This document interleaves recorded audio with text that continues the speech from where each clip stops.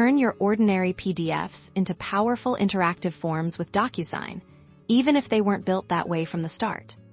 First, upload your PDF document into Docusign. You can do this from your computer or cloud storage once it's loaded. Look for the Prepare or Edit tab at the top. This is where the magic happens. Now, you'll see a toolbox filled with different field types.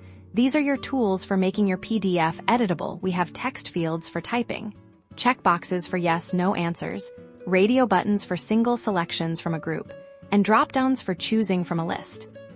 Let's start with a text field. Simply click and drag the text field icon from the toolbox onto your PDF. Where you want someone to enter information, you can then click on the field you just placed and type in placeholder text, like enter your name here. For questions that require a simple yes or no, or selecting from a few options, use checkboxes. Drag the checkbox icon and place it next to your desired options. You can add multiple checkboxes for different choices. If you need your recipient to choose only one option from a list, radio buttons are perfect. Place a radio button for each option, and Docusign will ensure only one can be selected by the user.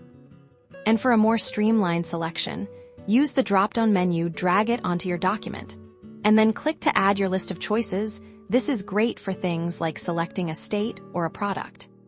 Once you've added all the fields you need, simply save your changes. Your static PDF is now a dynamic, fillable form ready for data collection and signatures. It's that easy to transform your PDFs into interactive tools with Docusign.